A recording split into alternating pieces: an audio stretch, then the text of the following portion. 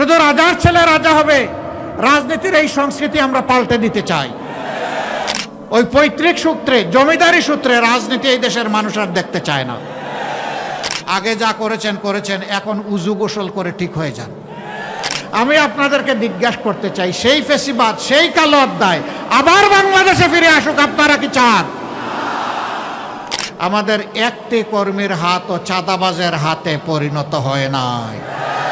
কেউ যদি আকাশ থেকে কালো চিলের রং ধারণ করে কারো ভোট ছু মেরে নিয়ে যেতে চায়, ওর ডানা সহ খুলে ফেলবেন। এটা জরুর নয় যে জামাতে ইসলামীকেই দেশ শাসন করতে হবে, কিন্তু এইটা জরুর যে এই দেশে সুশাসন থাকতে হবে। অনেকে বলে জামাতে ইসলামীর দেশ শাসনের কোনো অভিজ্ঞতা নাই, তারা কিভাবে দেশ চালাবে। আমি প্রশ্ন করি, আজকে এই প্রশ্নটি যারা করেন, তারা যখন প্রথম দেশ শাসনের দায়িত্ব পান তখন কি তাদের কোনো অভিজ্ঞতা ছিল? আজকে দেখলাম একজন উন্মাদ হয়ে গিয়ে বলতেছে জামাতে ইসলামীর নারী কর্মীরা কোনো জায়গায় আসলে ওদের পোশাক খুলে ফেলবে। আরেক জায়গায় চাঁপাই নবাবগঞ্জে মেয়ে হয়ে একজন কথা বলেছে যে ওদের হেজাব এবং নেকাব খুলে ফেলবেন টান দিয়ে, ওদেরকে ধরে পুলিশের হাতে দিয়ে দিবেন। এর নাম গণতন্ত্র? নির্বাচনের আগেই যদি আপনি এটা করেন, নির্বাচনের পরে কি করবেন? একদিকে আপনি মাদের হাতে দিবেন ফ্যামিলি কার্ড, আর পাশাপাশি আপনার প্রতিপক্ষ হলে তার সেই মায়ের গায়ে দিবে আপনি হাত। ওই ফ্যামিলি কার্ড আর হাত দুইটা একসাথে চলবে না। কিন্তু আপনি গায়ের জুড়ে সেই ফেসিবাদী কায়দায় আবার নির্বাচনকে চলে বলে কৌশলে নিজের ইচ্ছা মতো প্রভাবিত করবেন। এখনকার যুব সমাজ 24-এ চিৎকার দিয়ে ঘুমাইয়ে পড়ে নাই। যুবকদেরকে বলছেন তাদেরকে বেকার ভাতা দেবে, কে বলছে? তারা আপনার কাছে গিয়ে মিছিল করে, আপনাদের কাছে মিছিল করে বলছে যে আমরা বেকার ভাতা দেন। আমাদের যুবকদেরকে আমরা বেকার ভাতা দিয়ে অপমানিত করতে চাই না। আমাদের যুবক যুবতীদের প্রত্যেকের দুটি হাতকে আমরা দেশ গড়ার কারিগরের হাতে পরিণত করতে চাই। আমাদের একটাই ধান্দা, কিভাবে এই জাতির কিছু ভালো করা যায়। আমরা আবারও বলছি, লেজ ধরে টান দিব না, আমরা কান ধরে টান দিব ইনশাআল্লাহ। ধর্মের ভিত্তিতে কারো মূল্যায়ন হবে না। নাগরিকত্ব, দেশপ্রেম এবং তার যোগ্যতার ভিত্তিতে তার মূল্যায়ন হবে ইনশাআল্লাহ। ব্যাংক ডাকাত, শেয়ার মার্কেট লুটেরা, তাদের কি হবে? তারা অনেকে পালিয়ে বিদেশে গিয়ে আলিশান বাড়িতে থাকেন। আল্লাহ যদি আমাদেরকে তৌফিক দেন, আমরা ওদের পেটের ভিতরে হাত ঢুকাইয়া জনগণের টাকা বের করে নিয়ে আসবো। আপনি কি দয়া করে ওনার পায়ের বেড়িটা খুলে আমার পায়ে একটু লাগাই দিবেন? মহিলারা প্রকাশ্যে বলছে, আমরা আমাদের ইজ্জতের পাহারাদার হিসাবে জামাতে ইসলামের উপরেই আস্থা রাখতে চাই। অনেকে বলছেন ডাকসু গত 50 বছরে যা করতে পারে নাই, এরা 4 মাসে তার চেয়ে বেশি করেছে। কেন করেছে জানেন? ওরা আল্লাহকে ভয় করে। ওরা কথা দিয়েছিল তাই কথা রক্ষা করে। আসসালামু আলাইকুম ওয়া রাহমাতুল্লাহ। সম্মানিত বাগেরহাটবাসী, কেমন আছেন? আলহামদুলিল্লাহ রাব্বিল আলামিন, ওয়াসসালাতু ওয়াসসালামু আলা রাসূলিহিল কারীম ওয়া আলা আলিহি ওয়া সাহবিহি ওয়া আহলি বাইতি আজমাইন। ঐতিহ্যবাহী ম্যানগ্রোভ ফরেস্ট এর পার্শ্ববর্তী সবচেয়ে বড় এলাকা এই বাগেরহাটে 4টি নির্বাচনী আসনে 11 দল সমর্থিত এবং বাংলাদেশ জামাতে ইসলামী মনোনীত 4 জন প্রার্থীর সমর্থনে আজকের এই সভার সম্মানিত সভাপতি, সভামঞ্চে উপস্থিত বাংলাদেশ জামাতে ইসলামী সহ 11 দলের কেন্দ্রীয় এবং স্থানীয় নেতৃবৃন্দ, উলামা হজরত, বাগেরহাটবাসী এবং সাংবাদিক বন্ধুগণ, আমার আগে আমার ভাইয়েরা এখানে দাঁড়িয়ে বক্তব্য রেখেছেন। নতুন কোনো বক্তব্য আমি এখানে দিতে দাঁড়াইনি এবং আমি জামাতে ইসলামের পক্ষ থেকেও এখানে বক্তব্য দিতে আসিনি। আমি এসেছি 2006 সালের 28 অক্টোবর লগিবইটার তাণ্ডব থেকে শুরু করে পিলখানায় সামরিক অফিসারদের হত্যাকাণ্ড। কিরে ভাই, ওই দিকে কি সাংবাদিকদেরকে বসায় দিতে চান? না, তাইলে জাতি বসে যাবে। ওনাদেরকে দাঁড়িয়েই ওনার দায়িত্ব পালন করতে দিতে হবে। আপনাদের যাদের একটু অসুবিধা হচ্ছে বিনয়ের সাথে অনুরোধ করি আপনারা বসে যান। পিছন থেকে যারা দাঁড়িয়েছেন, যারা পেশাদার সাংবাদিক নন, আপনারা বসুন আর কথা বন্ধ করুন। একদম সুন্দর করে আমরা চুপ করে কথা শুনবো ইনশাআল্লাহ। আর সাংবাদিক বন্ধুদেরকে তাদের দায়িত্ব পালনের সুযোগ করে দেব। তো বলছিলাম যে আমি তাদের হয়ে আজকে এখানে কথা বলতে এসেছি। 28 অক্টোবরের সেই লগি বইটার তাণ্ডবে যে মানুষগুলাকে খুন করা হয়েছিল, এই থেকে শুরু করে পরবর্তী পর্যায়ে 2009 সাল 25 এবং 26শে ফেব্রুয়ারি ঢাকার পিলখানায় যেই সমস্ত সামরিক অফিসার 57 জনকে হত্যা করা হয়েছিল, এরপরে জামাতে ইসলামীর শীর্ষস্থানীয় নেতৃবৃন্দকে যুদ্ধ অপরাধের মামলার নামে সহস্রাব্দের সবচেয়ে মিথ্যা এবং জঘন্য অপবাদ দিয়ে যারা খুন করেছিল, এই অন্যায়ের প্রতিবাদ করতে গিয়ে যারা আমাদের হাজারো কর্মীকে আমাদের বুক থেকে কেড়ে নিয়েছে এবং পুরা 15.5 বৎসর জুড়ে এদেশের সকল রাজনৈতিক দল, আলিম উলামা, সাংবাদিক, বিভিন্ন শ্রেণী এবং পেশার মানুষ, শিশু থেকে বৃদ্ধ, মা থেকে বাবা, ঠান্ডা মাথায় যাদেরকে খুন করা হয়েছিল, আমরা তাদের ঘরে ঘরে যাওয়ার চেষ্টা করেছি। সর্বশেষ 24 জুলাইয়ে আমাদের যে যুব সমাজ বুক চিতিয়ে জাতির মুক্তির জন্য, আজাদির জন্য লড়াই করে জীবন দিয়ে গেছে, আহত পঙ্গু হয়েছে, আমরা তাদের ঘরে ঘরে জনে গনে যাওয়ার চেষ্টা করেছি। সেদিন যে মা, যে বাবা তার সন্তান হারিয়েছেন, যে যুবতী ভন্টি তার স্বামী হারিয়েছে, যে অবুঝ শিশুরা তার বাবা হারিয়েছে, আমরা তাদের চোখের কোনায় পানি দেখি নাই, আমরা রক্তের ফোঁটা দেখেছি। তাদের আপনজনকে যে খুন করেছিল, সেই খুনিদেরকে বিচারের আওতায় আনার প্রয়াস শুরু হয়েছে। জানি না সব বিচার এ জগতে সম্ভব হবে কিনা, তবে নিশ্চিত যার যার পাওনা আদালতে আখেরাতে সবাই পেয়ে যাবে ইনশাআল্লাহ। প্রিয় দেশবাসী, যখন ওই ধরনের কোনো শহীদ পরিবারের কাছে যেতাম, অবুঝ শিশুদেরকে একটু কাছে টানতাম। 4-5 বছর 6 বছরের বাচ্চারা হাতে ধরে টেনে নিয়ে যেত, একটা দেয়ালের সামনে নিয়ে দেয়ালে আঁকা তার বাবার ছবি দেখে বলতো, এটা আমার বাবার ছবি, আমার বাবা কি আর আসবে? এই অবুঝ শিশুদের এই প্রশ্ন শুনে আমরা স্তব্ধ হয়ে যেতাম। আমাদের বুকের এবং টুটের ভাষা বন্ধ হয়ে যেত। আমরা তখন চোখের ভাষায় কথা বলতাম। তখন চোখ দিয়ে আমাদেরও পানি গড়াতো ওদের চোখের পানির সাথে। আমি তাদের হয়ে আজকে এখানে দাঁড়িয়েছি। আমি দাঁড়িয়েছি ওই সমস্ত বনি আদমদের হয়ে যাদেরকে আপনজনের বুক থেকে তুলে নিয়ে কোথায় গায়েব করা হয়েছে, কোন আয়নাগরে রেখা হয়েছে, তাদের আপনজনেরা জানে না। আমরা যখন বিভিন্ন জায়গায় যেতাম, এরকম কিছু মানুষ ছুটে আসতেন, বলতেন, বাবা, ভাই, আমার সন্তানটা হারিয়ে গেছে, ওরকম তুলে নিয়েছিল, কোনো খবর পেলাম না, ও কি জীবিত আছে? যদি জীবিত থাকে তাইলে কোথায় আছে আপনারা কি জানেন? আর যদি না থাকে তাইলে তার কবরটা কোথায় আমাদেরকে একটু দেখাই দিতে পারবেন? যদি জীবিত থাকে, আল্লাহ যেন আমার বুকের ধনকে আমার বুকে ফিরায় দেন। আর যদি দুনিয়া থেকে চলে যায়, অন্তত তাদের কবরটা দেখে মনে একটু শান্তি নিতে চাই। ওই কবরের মাটি ছুঁয়ে আমাদেরকে কবরটা দেখায় দিতে পারবেন? বলুন, এই সমস্ত মানুষদের কাছে আমাদের কোনো জবাব ছিল? অসংখ্য বনি আদমকে, এই দেশের নিরীহ নাগরিককে, রাজনৈতিক দলের নেতাকর্মীদেরকে, আলিম উলামাকে দফায় দফায় জেলে নেওয়া হয়েছে মিথ্যা মামলায়। মাঝে মাঝে কোর্ট থানার গারদে বসে থাকতাম। কখনো কখনো দেখতাম সফেদ দাড়িওয়ালা, মাথায় পাগড়ি বাঁধা, দেখে মনে হতো যে বড় মাপের কোনো আলেম হবেন। সবাইকে তো আর চিনতাম না। এরকম একজন আলেম, আমাকে যে রুমে রাখা হয়েছে তার উল্টা দিকে ওনাকে রাখা হয়েছে। আমি দেখতে পেলাম ওনার পায়ে বেড়ি পরানো।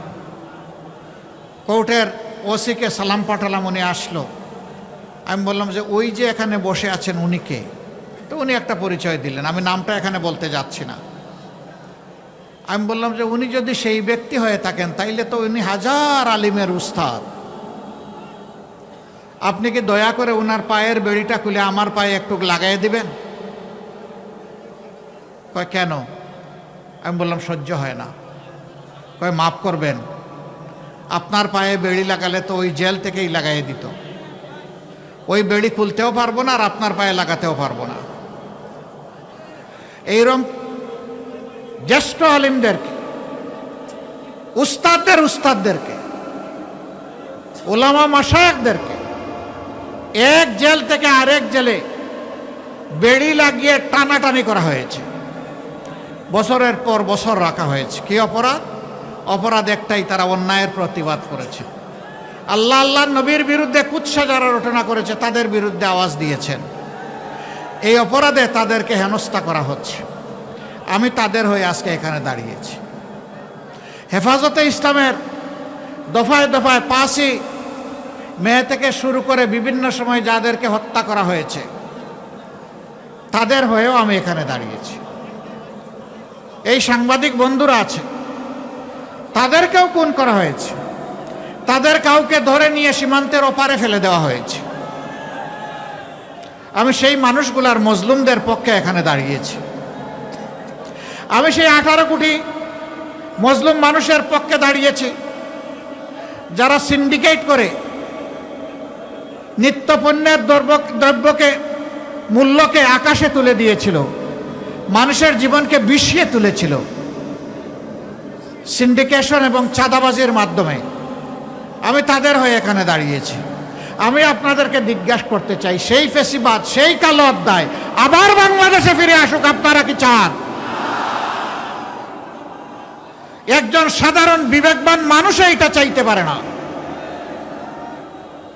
আশ্চর্য, যেই দলটির 11 জন শীর্ষস্থানীয় নেতাকে ঠান্ডা মাথায় খুন করলো, হাজারের উপর সহকর্মীকে দুনিয়া থেকে উঠায় দিল, 250-র অধিক সহকর্মীকে আয়নাগরের সঙ্গী বানালো, গুম করলো, যাদের নেতৃবৃন্দের বাড়িঘর বুলডোজার দিয়ে ভেঙে গুড়িয়ে দিল, যাদের নিবন্ধন কেড়ে নিল, প্রতীক কেড়ে নিল, দিশাহারা হয়ে শেষ পর্যন্ত সংগঠনটাকেই নিষিদ্ধ করে দিল। সেই মজলুম সংগঠন আল্লাহ তাআলা এই জাতিকে যখন আমাদের বুকের সন্তানদের বুক চিতিয়ে যুদ্ধ করার ফসল হিসাবে আমাদেরকে মুক্তি দিলেন, আমরা সেজদায় পড়লাম, শুকরিয়া আদায় করলাম। সেই রাতেই আমরা ঘোষণা করলাম, আজ আমরা সকল কষ্ট ভুলে গেলাম, আমরা কারো উপর প্রতিশোধ নেব না। বাংলাদেশের 56,000 বর্গমাইলে বসবাসকারী 18 কোটি মানুষ তার সাক্ষী, আমরা কারো উপর প্রতিশোধ নেই নাই। আমরা আমাদের সহকর্মীদেরকে বললাম, পুলিশ নাই, র্যাব নাই, বিজিবি নাই, আনসার নাই, এই অবস্থায় জনগণের জান, মাল এবং ইজ্জতের পাহারাদারির দায়িত্ব আমাদেরকে নিতে হবে। আমরা পাহারাদার হয়ে সমাজের জন্য ঘর থেকে বের হয়ে আমরা দাঁড়িয়ে গেলাম। টানা 15 দিন সেই বৃষ্টি ভিজা এবং রোদে শুকানো দিনে আমাদের সহকর্মীরা পাহারা দিয়েছে দেশের মানুষের জান, মাল এবং ইজ্জতের। এরপরে সরকার যখন গঠন হয়েছে, কিছু স্থিতিশীল হয়েছে, পুলিশ আস্তে আস্তে তাদের কাজকর্মে ফিরে এসেছেন, তখন আমরা তাদের সাথে এবং বিভিন্ন পক্ষ, বিভিন্ন দল, ধর্মের নেতৃবৃন্দের সাথে আলাপ করে আমাদের সহকর্মীদেরকে আমরা তুলে এনেছি। আমরা বলেছি আবারও প্রয়োজন হলে আমরা যাব। আমরা সহকর্মীদেরকে বলেছিলাম, ধৈর্য ধরুন, শান্ত থাকুন। আপনারা বাংলাদেশের জনগণ, বাগেরহাটের জনগণ সাক্ষী, আমাদের একটি কর্মীর হাত ও চাঁদাবাজের হাতে পরিণত হয় নাই। অনেক দুঃখ কষ্ট, অনেক আর্থিক ক্ষতি আমাদের হয়েছে, কিন্তু চাঁদাবাজি যেহেতু হারাম, হারামের দিকে আমাদের কর্মীদের হাত বাড়ানো হয় নাই। আমরা কোনো স্ট্যান্ড দখল করি নাই। আমরা মানুষকে, নিরীহ মানুষকে মামলা দিয়ে একই মামলায় শত শত আসামি করি নাই। আমরা এ নিয়ে কোনো মামলা বাণিজ্য করি নাই। আমরা কথা দিয়েছিলাম, এই জাতির সাথে কথা রেখেছি। কেন জানেন? আমরা এই দেশটাকে ভালোবাসি, আমরা এই দেশের মানুষকে বড়ই ভালোবাসি। আমরা যারে ভালোবাসবো তার তো আমরা কোনো ক্ষতি করতে পারি না। আমরা প্রতিজ্ঞাবদ্ধ, ইনশাআল্লাহ ইনশাআল্লাহ এই বাংলাদেশকে আমরা নিরাপদ, শান্তি এবং উন্নতির বাংলাদেশে পরিণত করব। বলবেন কিভাবে করব? করব আপনাদের ভালোবাসা এবং সহযোগিতা নিয়ে, করব আপনাদের সমর্থন এবং ভোট নিয়ে। যদি আমরা আপনাদের বিবেচনায় উপযুক্ত হই। অনেকে বলে জামাতে ইসলামীর দেশ শাসনের কোনো অভিজ্ঞতা নাই, তারা কিভাবে দেশ চালাবে? আমি প্রশ্ন করি, আজকে এই প্রশ্নটি যারা করেন, তারা যখন প্রথম দেশ শাসনের দায়িত্ব পান তখন কি তাদের কোনো অভিজ্ঞতা ছিল? যদি না থেকে থাকে তাহলে এটি কোনো শর্ত নয়। আর আমি বলবো তাদের কথা সঠিকও নয়। আমরা একটা সরকারে 1 থেকে 6, 2001 থেকে 6 আমরা একটা সরকারে সামান্য অংশগ্রহণ করেছিলাম। 2 জন মন্ত্রী দায়িত্ব পালন করেছিলেন। তারা কি ব্যর্থ ছিলেন? তারা কি অসৎ ছিলেন? তারা কি অদক্ষ ছিলেন? না, তারা সততা এবং দক্ষতার সাথে তাদের দায়িত্ব তারা পালন করেছেন। সেই মানুষগুলা যাদেরকে নিজেদের হাতে গড়ে রেখে গিয়েছেন, আজকে তারাই আপনাদের সামনে এগিয়ে এসেছেন। তাদের উপর যেভাবে অতীতের মানুষগুলো আস্থা রেখেছিল, আজকের মানুষগুলোর উপর আস্থা রাখলে আমরা ইনশাআল্লাহ আমাদের সমস্ত যোগ্যতা এবং শক্তি দিয়ে আমরা আপনাদের আস্থার ঋণ পরিশোধ করব। প্রিয় দেশবাসী, আমরা কি চাই? দেশবাসী যা চায় আমরাও তাই চাই। আমাদের যুব সমাজ যা চায় আমরা তাই চাই। আমাদের মা বোনেরা যা চান আমরা তাই চাই। যুব সমাজ কি চায় তারা জাতিকে জানিয়ে দিয়েছে। জানিয়ে দেয় নাই? বাংলাদেশের 5টা পাবলিক বিশ্ববিদ্যালয়, যেগুলা সর্ববৃহৎ বিশ্ববিদ্যালয়, সেই বিশ্ববিদ্যালয়ে নির্বাচন হয়েছে ছাত্র সংসদের। তারা কি একটা রায় দেয় নাই? তারা কি বলেছে আমরা আবার ফেসিবাদ ফিরিয়ে আনতে চাই? তারা কার পক্ষ নিয়েছে? তারা ইনসাফের পক্ষ নিয়েছে। তারা আস্থা রেখেছে আমাদের সন্তানদের উপর। আমাদের সন্তানেরা আস্থার প্রতিদান দিয়ে চলেছে। অনেকে বলছেন ডাকসু গত 50 বছরে যা করতে পারে নাই, এরা 4 মাসে তার চেয়ে বেশি করেছে। কেন করেছে জানেন? ওরা আল্লাহকে ভয় করে। ওরা কথা দিয়েছিল তাই কথা রক্ষা করে। আমাকে অনেকে জিজ্ঞেস করেছে, আপনারা যদি বাংলাদেশ পরিচালনার সুযোগ পান তাহলে বাংলাদেশটি কেমন হবে? আমি বলেছি ডাকসু যেমন আসে তার চেয়ে ভালো হবে। এখন মহিলারা, এই কয়েকদিন আপনারা হয়তো সামাজিক যোগাযোগ মাধ্যমে দেখতে পারেন, মহিলারা প্রকাশ্যে বলছে আমরা আমাদের ইজ্জতের পাহারাদার হিসাবে জামাতে ইসলামের উপরেই আস্থা রাখতে চাই। একজন বোন পোশাকে আশাকে, তিনি আপনারা হয়তো সবাই যেমনটা কল্পনা করেন তেমন না। তাকে সাংবাদিক বন্ধু প্রশ্ন করেছেন, আপনি এবার কাকে ক্ষমতায় দেখতে চান? উনি বলে জামাতকে। কয় আশ্চর্য, জামাত ক্ষমতায় আসলে তো আপনি এই পোশাক পরতে পারবেন না। কয় পরবো না। বলে যে অন্য পোশাক পরা লাগে। বলে পরবো। এরপরে বলে যে জামাতকে কেন ভালোবাসেন, কেন চান? বলে যে আমি বিশ্বাস করি জামাত ক্ষমতায় আসলে দেশ ঠিক হবে। জিজ্ঞাসা করে জামাতের কোন জিনিসটি আপনার ভালো লাগে? বলে যে পুরা জামাতকেই আমার ভালো লাগে, কোনো জিনিস আলাদা করার মতো নাই। আজকে মায়েরাই আস্থা কেন রাখছে? কারণ 54 বছর তারা সবাইকে দেখেছে, সবাই তাদের সাথে কথা দিয়েছে, কিন্তু তাদের ইজ্জতের প্রতি যথাযথ সম্মান প্রদর্শন করা হয়নি। আর এই সময়টা জুড়ে আমরাও এই সমাজে ছিলাম, আমাদেরকেও তারা দেখেছেন। আমরা মায়েদের ব্যাপারে বলতে চাই, আমরা সবাই মায়ের সন্তান, মায়ের পেট থেকে এসেছি। মা আমাদেরকে 285 দিন গর্ভে ধারণ করেছেন বড় কষ্ট করে। দুনিয়ায় আসার পরে বুকের দুধ খাওয়িয়েছেন, আর বুকটাকে আমার জন্য, আপনার জন্য বিছানা, নিরাপদ বিছানা বানিয়ে দিয়েছেন। যে মা পেটে নিলেন, বুকের দুধ খাওয়ালেন, বুককে সন্তানের বিছানা বানিয়ে দিলেন, সেই মায়ের ঋণ পরিশোধ করা কি সন্তানের পক্ষে সম্ভব? অসম্ভব। আমরা এটা পারবো না, কিন্তু আমাদেরকে জান প্রাণ দিয়ে চেষ্টা করতে হবে সেই মাকে সম্মান করার। আমরা ইনশাআল্লাহ এই দেশের সেবার সুযোগ পেলে আমরা মাদেরকে মর্যাদার আসনে অধিষ্ঠিত করব। তারা ঘরে, চলাচলে, কর্মস্থলে, সব জায়গায় তাদের জন্য সম্মান এবং নিরাপত্তা নিশ্চিত করা হবে ইনশাআল্লাহ। আমরা বড় ব্যথিত, বড় দুঃখিত, বড় লজ্জিত।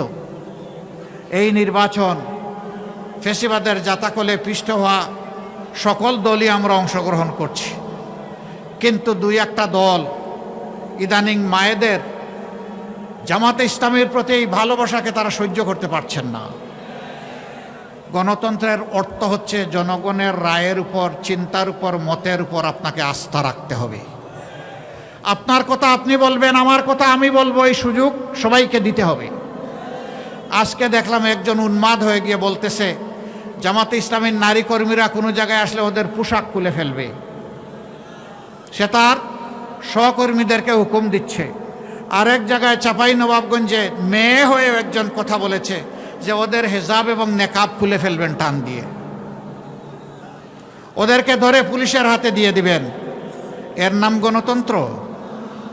নির্বাচনের আগেই যদি আপনি এটা করেন, নির্বাচনের পরে কি করবেন? একদিকে আপনি মাদের হাতে দিবেন ফ্যামিলি কার্ড, আর পাশাপাশি আপনার প্রতিপক্ষ হলে তার সেই মায়ের গায়ে দিবে আপনি হাত। ওই ফ্যামিলি কার্ড আর হাত দুইটা একসাথে চলবে না। যদি সত্যিই সম্মান দেখায় থাকেন তাহলে আগে আপনার মাকে সম্মান দেখান, এরপরে বাংলাদেশের প্রত্যেকটা নারীকে মায়ের মর্যাদায় সম্মান দেখান। মানুষ আপনাকে ভালোবাসবে, আপনাকে স্যালিউট দেবে। আমি বলে দিতে চাই, আমাদের জীবনের চেয়ে মায়েদের ইজ্জতের মূল্য আমাদের কাছে অনেক বেশি। আমি সাফ সারা বাংলাদেশের শান্তিকামী, মুক্তি পাগল মানুষকে বলে দিতে চাই, বিশেষ করে যুবকদেরকে বলে দিতে চাই, কোনো মায়ের সাথে কেউ যদি এই ধরনের অসভ্য আচরণ করে, আপনারা আবার 24-এর মতো বিস্ফোরিত হবেন। বলবেন জীবন দিব কিন্তু মায়ের মর্যাদা দেব না, কাউকে না মায়ের মর্যাদা নিয়ে টান দিতে দেব না, জীবনের বিনিময়ে হলেও মায়ের মর্যাদা রক্ষা করব। যারা মাদেরকে নিয়ে এইরকম অপমান করেন, এদেশের অর্ধেক হচ্ছেন আমাদের মায়ের সমাজ। তারা কিভাবে আশা করেন সেই মায়েরা তাদেরকে সমর্থন দেবে? আমরা দোয়া করি শুভবুদ্ধির উদয় হোক। হ্যাঁ, মাদের ছাড়াও বিভিন্ন জায়গায় হচ্ছে। আজকেও ঢাকায় দেখেছেন কিছু একটা হয়েছে। প্রতিদিন বিভিন্ন জায়গায় অসহিষ্ণু এই কার্যক্রম চালানো হচ্ছে। কেন রে ভাই, এখন তো মাঘ মাস, এই শীতের দিনেই যদি মাথা এত গরম হয়, চৈত্র মাসে কি হবে? আপনার আদর্শ নিয়ে আপনি মাথা ঠান্ডা রেখে যান জনগণের কাছে, সুন্দর করে বুঝায় কথা বলেন, আপনাকে আমরা ওয়েলকাম করব। কিন্তু আপনি গায়ের জোরে সেই ফেসিবাদী কায়দায় আবার নির্বাচনকে ছলে বলে কৌশলে নিজের ইচ্ছা মতো প্রভাবিত করবেন। এখনকার যুব সমাজ 24-এ চিৎকার দিয়ে ঘুমাইয়ে পড়ে নাই। যুবকদেরকে বলছেন তাদেরকে বেকার ভাতা দেবে, কে বলছে? তারা আপনার কাছে গিয়ে মিছিল করে, আপনাদের কাছে মিছিল করে বলছে যে আমরা বেকার ভাতা দেন। আমাদের যুবকদেরকে আমরা বেকার ভাতা দিয়ে অপমানিত করতে চাই না। আমাদের যুবক যুবতীদের প্রত্যেকের দুটি হাতকে আমরা দেশ গড়ার কারিগরের হাতে পরিণত করতে চাই এবং তাদের হাতে মর্যাদার কাজ তুলে দিতে চাই। তারা যেন বুক ফুলিয়ে বলতে পারে, এদেশ আমার দেশ, আমি বাংলাদেশ, আমি বাংলাদেশের জন্য আমার দুই হাত দিয়ে অবদান রেখে চলব। আমি হাত বাড়িয়ে কারো কাছ থেকে বেকার ভাতা নেব না। যুবকরা মন খারাপ করেছেন, আপনারা কি বেকার ভাতা চান না কাজ চান? আলহামদুলিল্লাহ, আপনারা কাজ চান, আপনাদেরকে মোবারকবাদ।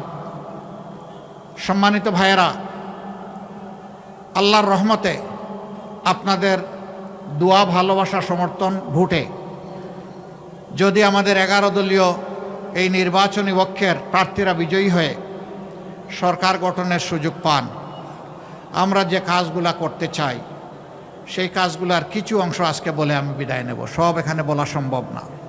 নাম্বার 1, আমরা সমাজ থেকে দুর্নীতি দূর করব ইনশাআল্লাহ। আমরা দুর্নীতির গাছের পাতা ধরে টানাটানি করব না, আমরা জটটা ধরে টান দিব। দুর্নীতিকে আর বাংলাদেশে সহ্য করা হবে না। 2 নম্বর, যারা অন্যের দ্বারা প্রভাবিত হয়ে মানুষের কাছ থেকে অবৈধ চাঁদা নিয়ে মানুষকে জর্জরিত করে, এমনকি বিভিন্ন জায়গায় দেখি চাঁদা না দিলে দোকান ভাঙচুর, মারধর এগুলাও করে, আমরা আর কাউকে চাঁদা নিতে দেব না। যদি আমরা সেই সুযোগ পাই তাহলে দুর্নীতি যারা করেন আর চাঁদা যারা নেন তাদেরকে আমরা বুকে টেনে নিব, কারণ তারাও আমাদের সন্তান, তারাও এদেশের নাগরিক। তাদেরকেও প্রশিক্ষিত করে তাদের হাতেও মর্যাদার কাজ তুলে দিব ইনশাআল্লাহ। তারাও সেদিন এই জাতিকে গঠনে, উন্নয়নে ভূমিকা রাখবে এবং গর্বিত হবে। আজকে মাথা নিচু করে চলতে হয়, সেদিন তারা বুক ফুলিয়ে মাথা উঁচু করে চলবে ইনশাআল্লাহ। কাজেই তাদেরও কোনো চিন্তার কারণ নাই। সমাজ মুক্তি পাবে তাদের নির্যাতন থেকে, আর তারা মুক্তি পাবে লজ্জার হাত থেকে। এরপরে আমরা কি করব? আমরা সমাজের সকলের জন্য ন্যায় বিচার কায়েম করব ইনশাআল্লাহ। প্রেসিডেন্ট যে বিচার পাবেন, গ্রামের একজন সাধারণ কৃষক একই বিচার পাবেন। যে অপরাধে গ্রামের একজন সাধারণ মানুষকে আইনের আওতায় এনে শাস্তি দেওয়া হবে, একই অপরাধ করলে আইন প্রেসিডেন্টকে ছেড়ে কথা বলবে না। বিচার সমান। এই বিচারে যারা ভয় পায় তারা আমাদের বিরোধিতা করবে। আমরা তাদেরকে ভয় পাই না, আমরা একমাত্র আল্লাহ তাআলাকে ভয় করি। আমাদের 3য় অঙ্গীকার, মানুষের পেটে এবং মুখে ভাত তুলে দেওয়া, এটা আমাদের দায়িত্ব। কিন্তু রিজেকের মালিককে আল্লাহ রাব্বুল আলামিন।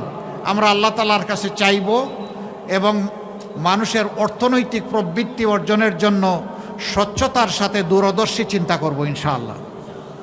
আগামী 5 বছর পরে বাংলাদেশ কোথায় যাবে, 10 বছর পরে কোথায় যাবে, 50 বছর পরে কোথায় যাবে, এটা জরুর নয় যে জামাতে ইসলামীকেই দেশ শাসন করতে হবে, কিন্তু এইটা জরুর যে এই দেশে সুশাসন থাকতে হবে।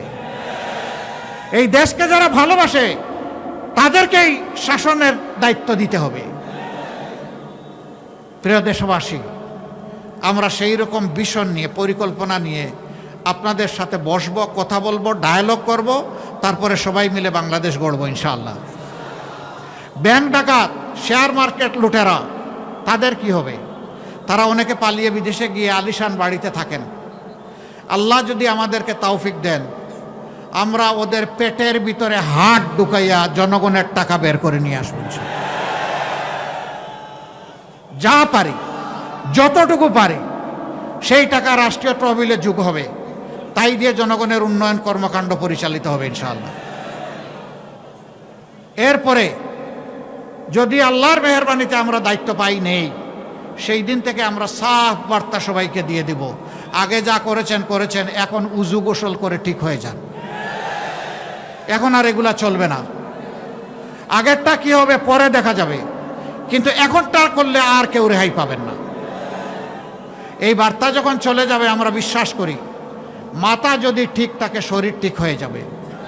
রাজনীতির জায়গাটা স্বচ্ছ হয়ে গেলে গোটা সমাজ স্বচ্ছ হয়ে যাবে ইনশাআল্লাহ।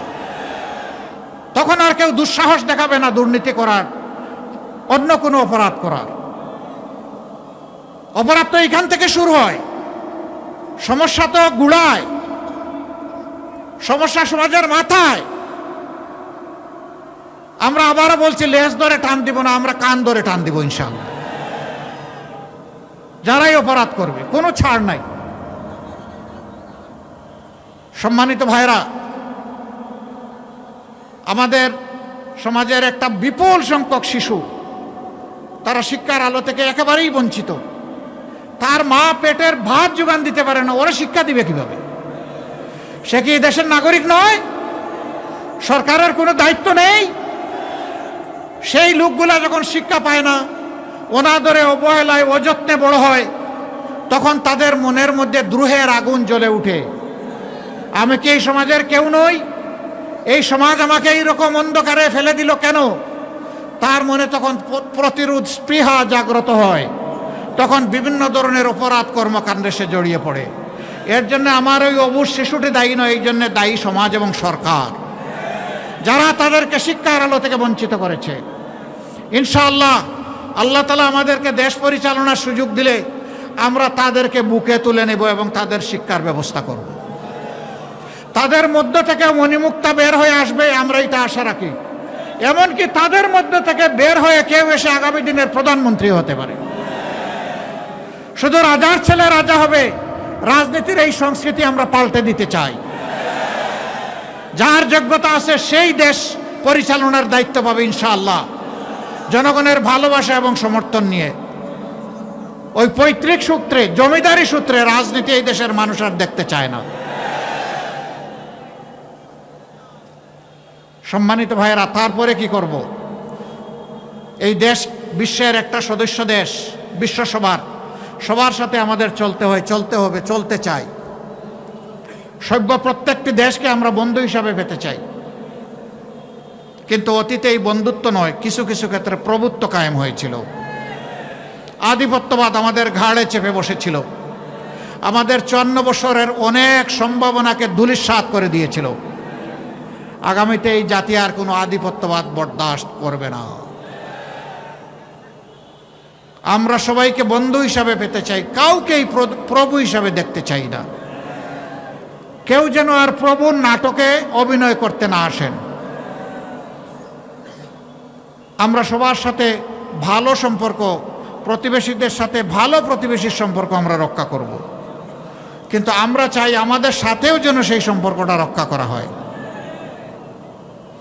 কিছু লোক জাতিকে বিভক্ত করেছে, মুক্তিযুদ্ধের পক্ষ বিপক্ষ, অমুক ধর্ম অমুক ধর্ম, ধর্মে ধর্মে ক্লেশ, চেতনার ক্লেশ, এইগুলা লাগাই রেখেছে।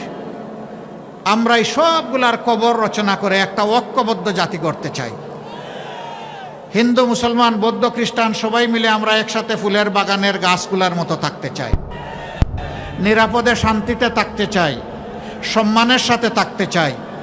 এখানে কারো অপমান আমরা বরদাস্ত করব না। ধর্মের ভিত্তিতে কারো মূল্যায়ন হবে না। নাগরিকত্ব, দেশপ্রেম এবং তার যোগ্যতার ভিত্তিতে তার মূল্যায়ন হবে ইনশাআল্লাহ। সম্মানিত ভাইয়েরা,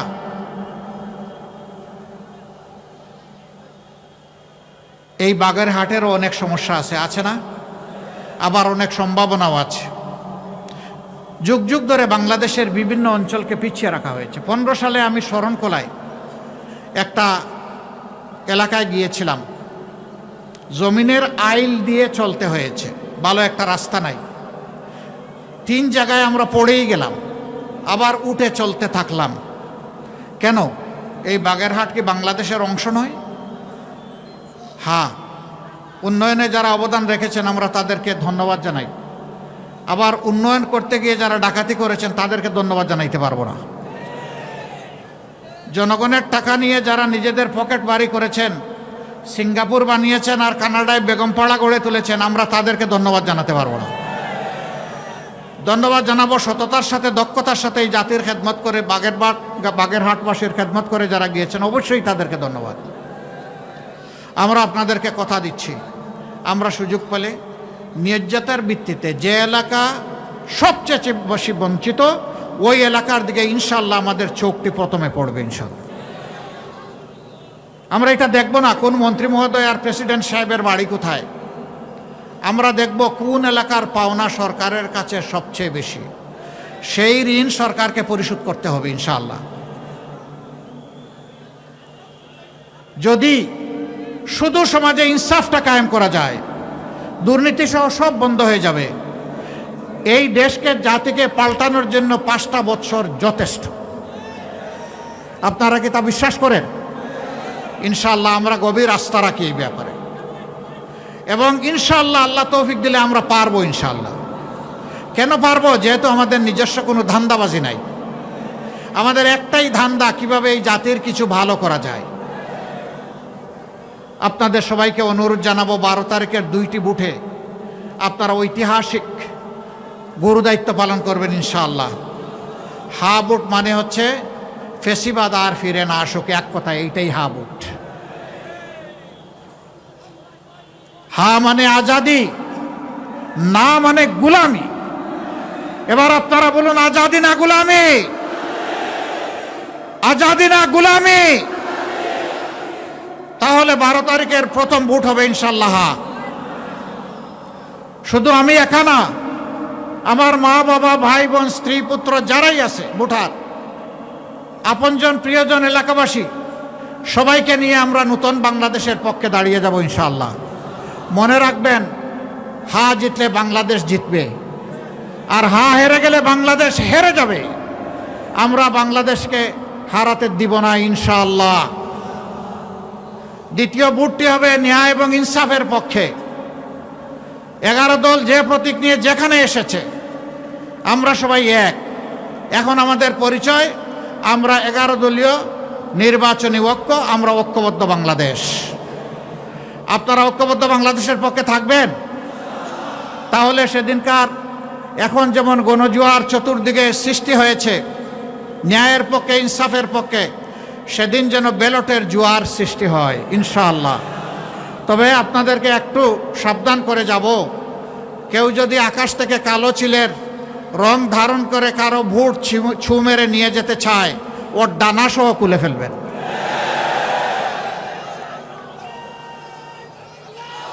আগের স্লোগান অচল, আমার ভোট আমি দেব, তোমারটাও আমি দেব, এটা অচল।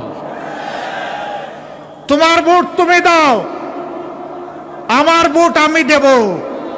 আমার ভোটে হাত বাড়ালে খবর আছে। সম্মানিত ভাইরা, নিজের এই ভোটের পাহারাদারি করতে হবে, অন্যের ভোটেরও পাহারাদারি করতে হবে। নাগরিকদের পূর্ণ অধিকার, যারে পছন্দ তারে ভোট দেবে, কিন্তু জোর করে আমার পছন্দের বাক্সে ঢুকাবো, এটাকে বুতা করে দিতে হবে।